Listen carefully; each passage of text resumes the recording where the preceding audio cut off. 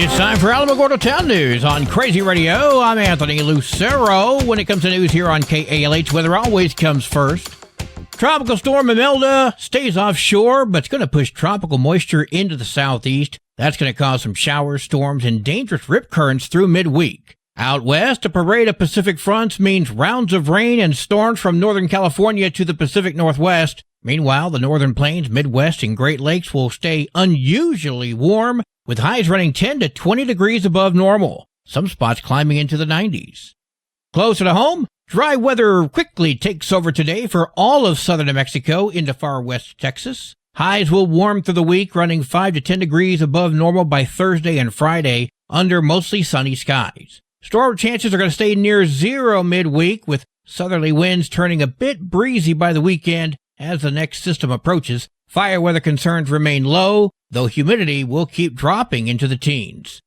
We'll have another look at the weather following this news. This is Range Control with roadblock information for Tuesday, September 30th. Roadblocks are subject to change without notice. Highway 70, Highway 380, Highway 54, Owen Road, Nike Avenue, and War Highway are scheduled to remain open all day. In Alamogordo, billionaire-backed media and entrenched political insiders work hand-in-hand to control the narrative, protecting themselves while shutting out real scrutiny. Local officials steer advertising, access, and coverage to their preferred outlets while trying to silence Second Life Media. But Second Life Media, through here on KALH and AlamogordoTownNews.org, continue to stand independent, asking hard questions, exposing corruption, and giving the community a voice the power brokers cannot buy. Read more about this on AlamogordoTownNews.org.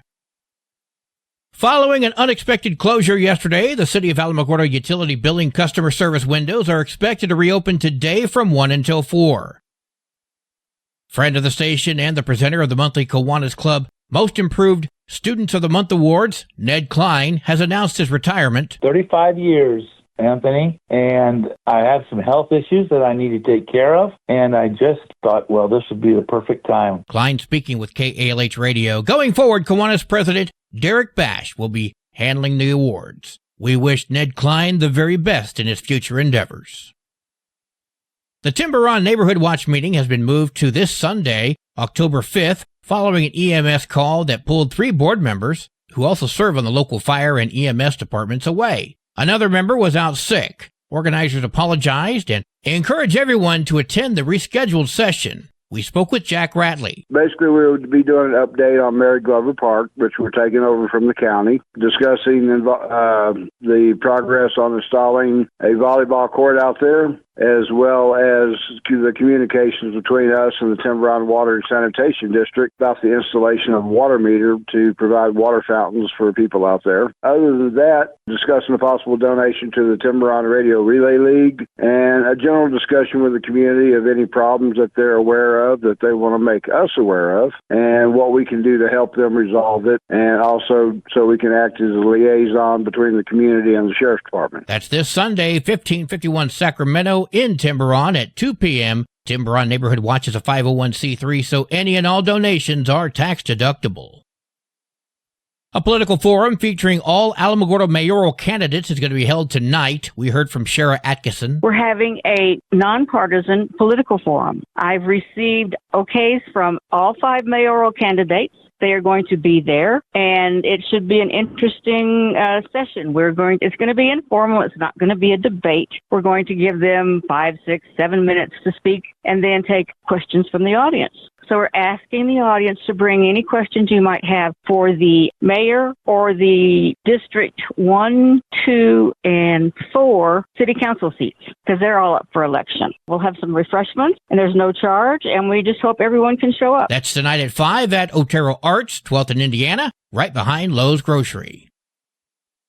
Tularosa is in need of a new baseball and football field. We heard from Casey Otero. I'm kind of in a planning phase. I was told last week that I needed to pump my brakes and go back to the village and get on the agenda as an actual voting item, because I was just there.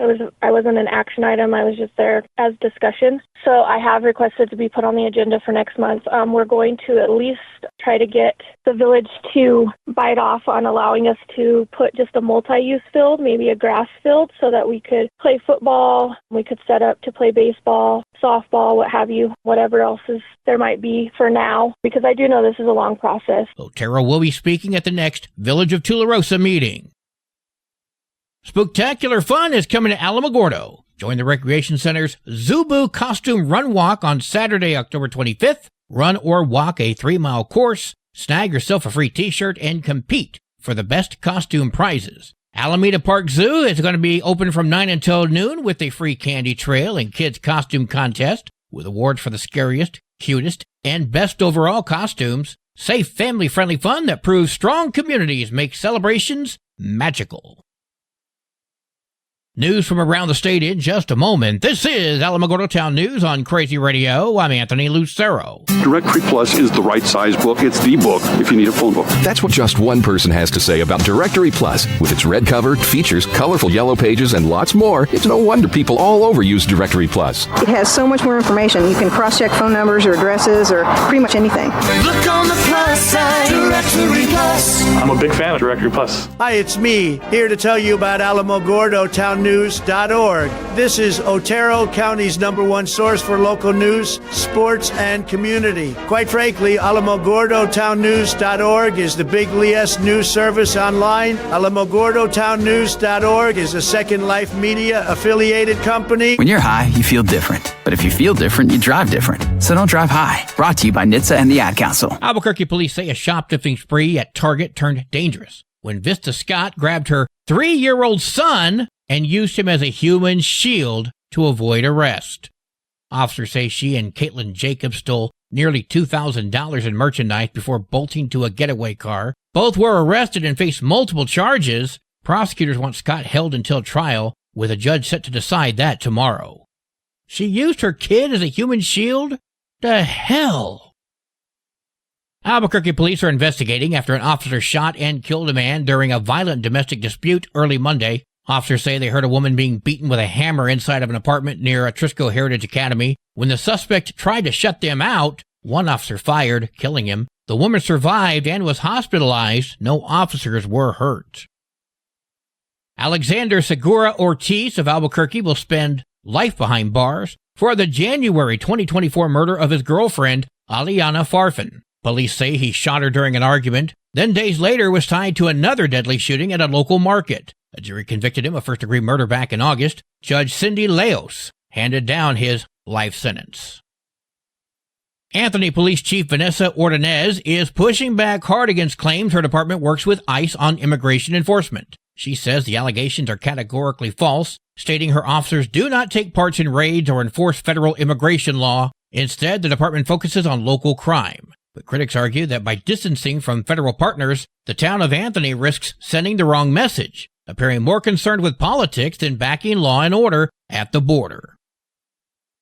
Lawmakers head back to Santa Fe tomorrow for Governor Michelle Lujan Grisham's latest special session, her 7th, this time to shield state programs from federal budget cuts tied to President Trump's big, beautiful bill. Speaker of the House, Javier Martinez, spoke with KRQE. Ultimately, this is about serving the people of New Mexico, and these draconian federal cuts that are gutting healthcare, that are gutting food benefits for seniors and children, have really allowed us to come together and put our heads down and get the work done. So we're in a really good place. Republicans are pushing for medical malpractice reform to stop doctors from fleeing the state. Critics say the 2021 law, which raised caps on lawsuits, is driving doctors away amid a severe healthcare shortage. While Governor Michelle Lujan Grisham focuses on protecting programs from federal budget cuts, GOP lawmakers are arguing for real reform, like permitting malpractice limits and interstate telemedicine, which could keep doctors in New Mexico and save lives.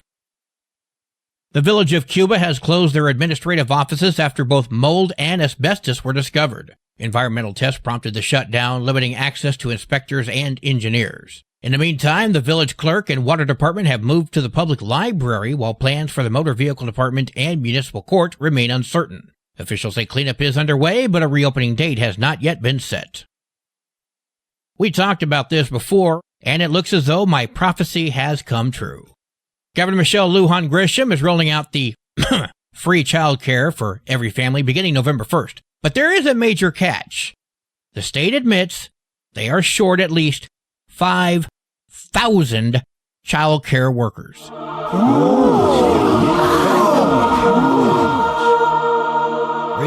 about whether this costly promise can even be delivered. Early Childhood Education and Care Department Secretary Elizabeth Gragonski spoke with KRQE. So we get money from the legislature and we make sure that it gets out into communities to, again, home visiting programs, early intervention providers, school-based pre-K, community-based pre-K, which are child care centers. Family child care homes are a big part of our what we call mixed delivery system to support families. Supporters tout savings for families. Critics warn it's another unsustainable government handout that New Mexico taxpayers are going to be left footing the bill for long after the headline fades. The Gaston Independent School District in Donna Ana County faces tough budget choices as enrollment drops from 13,000 in 2019 to an expected 11,000 next year. Officials are considering closing Barreno Elementary to save $2 million, moving students and staff to other schools, and relocating the Alta Vista Early College program into the building. Superintendent Travis Dempsey warns that without these measures, layoffs could be coming. Parents worry about overcrowding and the loss of dual language programs. The school board's going to review this proposal on October 16th. This next story clearly highlights the risks when federal biosecurity lapses meets border vulnerabilities. New Mexico officials are on alert as the invasive New World screwworm, which is a parasitic fly that eats live tissue, approaches the U.S.-Mexico border. State veterinarian with the New Mexico Livestock Board, Samantha Hollick, spoke with KRQE. It doesn't change our stance. I mean, we are still trying to prepare in case it does make it into our state. We're continuing to work on our plans for response and surveillance. The pest threatens cattle, pets, and wildlife and could disrupt livestock operations if it's detected here. State veterinarians are preparing with surveillance, public education, and treatment plans. Officials urge producers and pet owners to watch for painful wounds and report any suspected cases. Finally, Las Cruces teacher Nancy Orta has been named New Mexico Teacher of the Year. Recognized for her dedication to early childhood literacy, Orta uses systematic phonics and the science of reading to give students a strong foundation. She also teaches at New Mexico State University and leads STEM programs for youth. Sponsored by the New Mexico Oil and Gas Association, Orta will now represent the state in the National Teacher of the Year competition. She uses systematic phonics. Has it ever occurred to anyone else that if there ever was a word that is spelled like it sounds, it should be phonics? No! Sports and weather are coming up next. You're listening to Alamogordo Town News on Crazy Radio. I'm Anthony Lucero. They are role models and educators. Their work requires a great deal of time and energy for very little pay. Who are these unsung heroes? Thanks, Coach. Thanks, Coach. The simple truth about education-based athletics in New Mexico is this. Without a committed team of coaches and administrators, they just wouldn't be possible. School sports, they bring out the best in all of us. This message presented by the New Mexico Activities Association and the New Mexico Athletic Directors Association. New Mexico State University has named Joe Fields as the new Director of Athletics. With 2 decades in collegiate sports, Fields comes from the University of Tulsa, where he served as the Deputy Athletics Director and COO. He's a former college student athlete and brings firsthand insight into both playing and managing college athletics. Fields is going to oversee the Aggies programs, aiming to strengthen operations and fan experiences while building on NMSU's tradition of competitive, well-managed athletics. There are 48 matches for New Mexico volleyball today, including Chaparral at Hatch, Eunice at Mescalero, Capitan at Dexter. Tularosa heads to Hot Springs. Ow! Go, Lady Cats! And Alamogordo heads to Carlsbad. Go, Lady Tigers! Your Crazy Radio spot-on weather forecast for the Tularosa Basin today calls for sunny skies, mostly clear tonight, sunny tomorrow. High today of 81, low tonight of 61, high tomorrow 84 degrees. In Cloudcroft, sunny skies today, mostly clear tonight, sunny tomorrow. High today of 60, low tonight of 43, high tomorrow 64 degrees. Local breaking news can be found on our website, alamogordotownnews.org, and you can learn more about Crazy Radio by visiting kalhradio.org. Also check out the Crazy KALH Radio YouTube channel. That's where we post our daily newscasts, complete interviews, and other information which concerns everyone in the Tularosa Basin. Be sure to give this video a like and subscribe to our channel if you've not done so already. That way you too can remain informed of the goings-on in the Tularosa Basin. And that concludes this Tuesday edition of Alamogordo Town News on Crazy Radio. I'm Anthony Lucero.